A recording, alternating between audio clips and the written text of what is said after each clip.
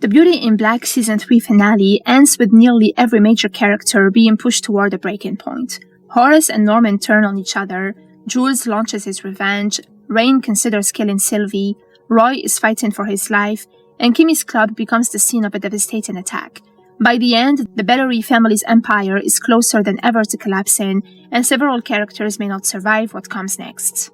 The episode begins with the brothers already having turned against each other. Mallory has shot Norman, leaving him badly wounded. When Horace arrives at the house, the situation becomes even more violent. Norman manages to shoot Horace, leaving both brothers critically injured. Their final exchange makes it clear that neither man has any sympathy left for the other.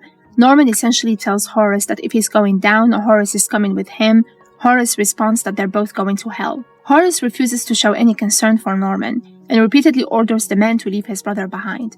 His priority is simply surviving long enough to reach a hospital. But Horace's decision to go to County rather than Stanley Hart reveals that he's thinking beyond his immediate injuries. He doesn't trust the people around him, and fears that his enemies could reach him at Stanley Hart.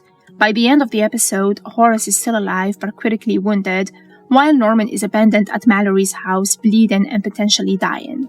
When Roy is brought to the hospital, he's suffering from severe withdrawal and has apparently taken something while in custody. The doctors don't know exactly what he consumed, and his condition becomes extremely serious. When asked his name, he barely manages to say Roy. When asked where he is, he answers jail. The moment is especially significant because Roy spends so much of the story surrounded by wealth, power, sex, drugs, and violence. Now, none of that matters. He's reduced to simply trying to survive. Even Olivia, who's herself in custody, immediately recognizes her son when she sees him being rushed away. Her reaction suggests that beneath all the dysfunction and resentment, seeing Roy near death still affects her deeply. The finale therefore leaves Roy's fate uncertain, alongside Horace and Norman's. Charles receives one of the few genuinely hopeful moments in the finale. Varney takes him to a mental health treatment facility and explains that the purpose isn't simply to treat addiction. Charles needs help dealing with the emotional damage caused by everything he's experienced within his family. Charles is terrified that treatment will change him and that he might not recognize himself afterward. Varney reassures him that he won't abandon him, promising to call every day and visit every Wednesday. Most importantly, Varney tells Charles that he loves him. The storyline contrasts sharply with everything happening elsewhere. While the older generation continues destroying itself through violence, Charles is finally being offered the chance to break away from the Bellary cycle and rebuild his life. The FBI storyline takes the finale into an even darker direction. Jules initially appears to be working with an FBI agent to recover Norman's hidden evidence. He claims that finding the evidence could bring down everyone involved and potentially transform the agent's career. But Jules has another agenda. Once they reach Leslie's house, Jules attacks the agent, kills him, and enters the house looking for answers about his son, Glenn. He shoots Leslie and Frank and then corners Sylvie. Jules' most important question is whether Rain killed Glenn. Sylvie finally tells him the truth. Rain pushed Glenn from the balcony because she believed he was sexually abusing Sylvie. She also reveals that Alex witnessed what happened. Jules has now obtained exactly what he needed: confirmation that Rain was responsible and knowledge that Alex can expose her. But the revelation comes at a terrible cost. When Sylvie sees her mother's body, she screams. Jules then shoots Sylvie and leaves. Her death is one of the finale's most devastating moments because Sylvie was not responsible for Glenn's death. She was simply a witness who knew too much. Jules is no longer trying to uncover the truth through the law. He's become an agent of revenge himself. Jules then contacts Traxon and orders him to bring Alex to him. Traxon explains that Horace has been protecting Alex, meaning Alex's safety depends partly on Horace remaining alive. But Alex refuses to be intimidated. When Traxon attacks him, Alex fights back and eventually manages to run over Traxon with his vehicle. This is important because Alex has spent much of the season trapped between powerful people who can destroy him. Here, he finally fights for his own survival. However, Horace's critical condition leaves Alex in a dangerous position. If Horace dies, the protection keeping Alex alive disappears, and Jules already knows that Alex is a witness to Glenn's death. Rain believes she can control the situation involving Sylvie. Sylvie was the person threatening to tell the police what happened to Glenn.